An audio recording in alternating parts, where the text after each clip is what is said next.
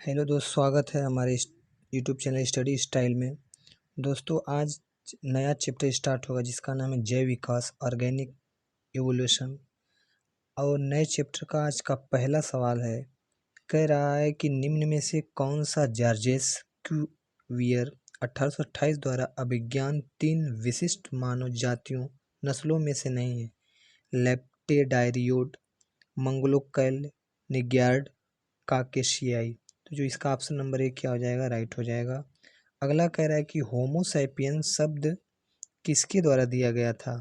सीलिनियस, Darwin, Miller, जे Mendel.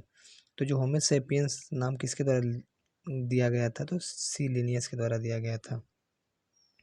देखिए, कुछ साधारण नाम है, वैज्ञानिक नाम है। जैसे मानव का वैज्ञानिक नाम होमो सैपियंस, बिल्ली के वैज्ञानिक नाम फेलिस कैटस। देखिए, कैट माने बिल्ली, कैटस ना बिल्ली का कौन? कैटस हो जाएगा। मेढक का राना टिगरीना, यानी मेढक क्या करती है? टिगराती है, टिगिर टिगिर करती है ना। सरसों का हो जाएगा ब्रेसिका कंपेस्ट। धान का हो जाएगा ओराइजिका सटाइवा। देखिए, धान वाला बहुत इंपॉर्टेंट है। गेहूं का ट्रिटिकम एस्टियम। आम का हो जाएगा मैंगीफेरा इंडिका। ये सब इसके वैज्ञानिक नाम है। अगला देखेंगे 405 नंबर का क्वेश्चन, कह रहा है कि होमो सैपियन शब्द किसके द्वारा गढ़ा गया था?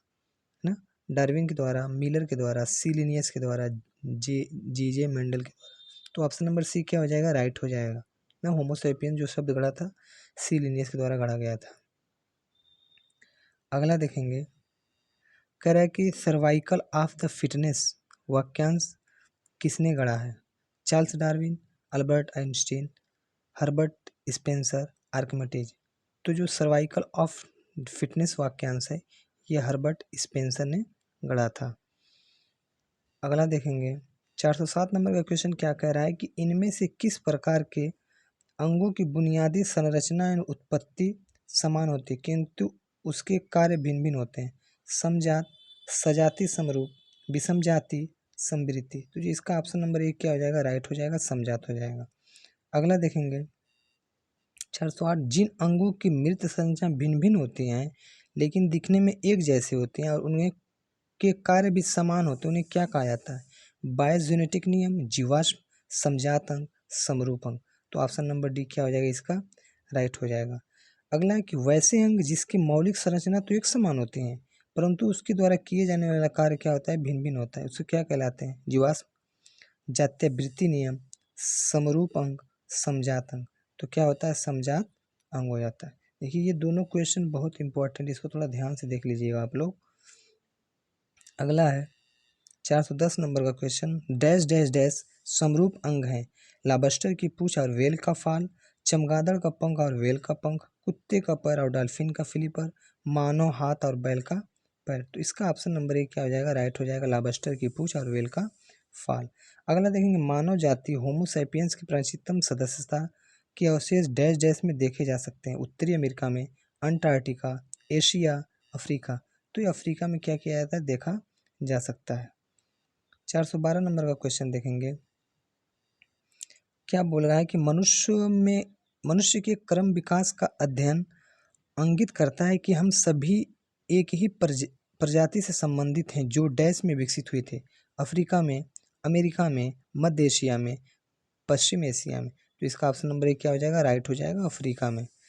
413 नंबर का क्वेश्चन देखेंगे, बोल रहा है कि मानव विकास का अध्ययन वह इंगित करता है कि हम सभी एक ही प्रजाति से संबंधित हैं जो कि निम्न में से डैश डैश में विकसित हुए थे? पश्चिमी एशिया, मध्य एशिया, अफ्रीका, अमेरिका। तो ऑप्शन नंबर सी भी इसका क्या हो जाएगा? राइट हो जाएगा। अगला देखिए, बोल रहा है कि निम्नलिखित कारकों में से कौन सा जाति उद्ययन जब मौजूदा जातियों से नई जातियां विकसित हुई हैं में योगदान नहीं करता? अपसारी विकास, आनुवंशिकी प्रवाह, भौगोलिक पार्थक्य, विभिन्नताएं। तो ऑप्शन नंबर 1 क्या आ जाएगा? इसका राइट हो जाएगा, अपसारी विकास। अगला देखेंगे 415 नंबर का क्वेश्चन बोल रहा है, कह रहा है कि मानव जाति के आनुवंशिकी मूल कहाँ मौजूद होते हैं? ऑस्ट्रिया में, अंटार्कटिका में, अफ्रीका में, अमेरिका में। तो ऑप्शन नंबर सी क्या हो जाएगा? राइट हो जाएगा।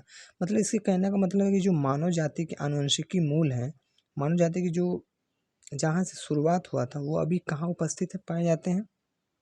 तो ये अफ्रीका में पाए जाते हैं। अगला है कि मनुष्य की आनुवंशिकी का पता लगाया जा सकता है अफ्रीकी मूल से, अमेरिकी मूल से, दक्षिणी एशियाई मूल से, पूर्वी एशियाई मूल से।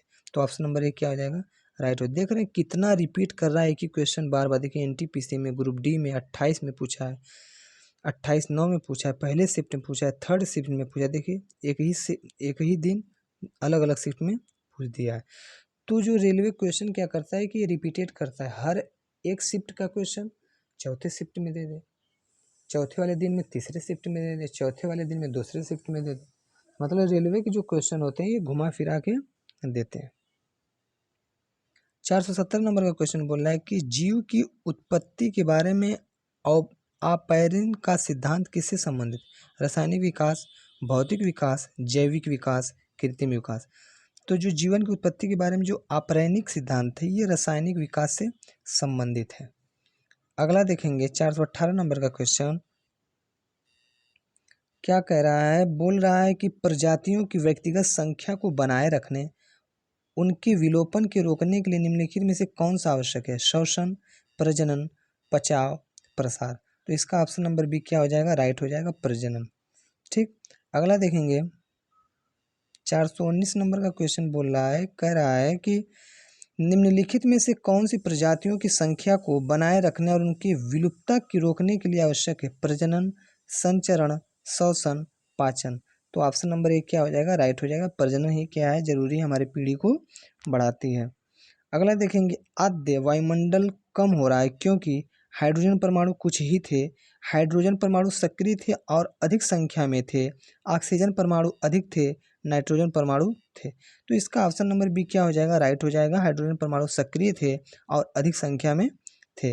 अगला देखेंगे बोल रहा है कि जीवधारियों में नई प्रजातियां क्रमिक विकास करने की संभावना इनमें से किसमें अधिक होती है, द्विवर्ण अणुओं के विभाजन, निषेचन, बडिंग, पुनर्जनन। तो इसका ऑप्शन नंबर एक क्या हो जाएगा, राइट हो जाएगा, द्विवर्ण अणुओं का विभाजन। अगला देखेंगे 422 नंबर का क्वेश्चन बोल रहा है कि ओरिजिन ऑफ स्पीसीज नामक पुस्तिका किसने लिखी है, जीन बेपिस्ट डी लेमार्क ने, जॉन बर्डन सैंडरसन हाल्डेन ने, चार्ल्स डार्विन ने, कार्ल लिनियस। तो ओरिजिन ऑफ स्पीसीज के लेखक कौन है, चार्ल्स डार्विन है, ऑप्शन नंबर सी।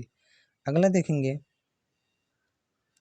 किस युग के दौरान डायनासोर फले फूले थे, प्रोटीरोजिक इरा, पेलियोजोइक इरा, सिनोजाइक इरा, मेसोजोइक इरा। तो ऑप्शन नंबर डी इसका क्या हो जाएगा, राइट हो जाएगा। अगला देखेंगे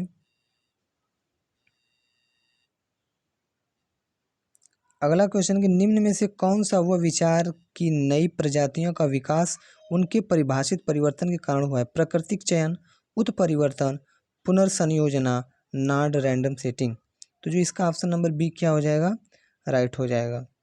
अगला है 425 नंबर का क्वेश्चन बोल रहा है कि जीवों द्वारा जीने के लिए और अधिक वंश वृद्धि के लिए बेहतर अनुकूलित वातावरण बनाने की प्रक्रिया को क्या कहते हैं, प्राकृतिक चयन कहते हैं, परिवर्तन कहते हैं, पुनः संयोजन कहते हैं, नॉन रैंडम मीटिंग कहते हैं। तो इसका ऑप्शन नंबर एक क्या हो जाएगा, राइट हो जाएगा।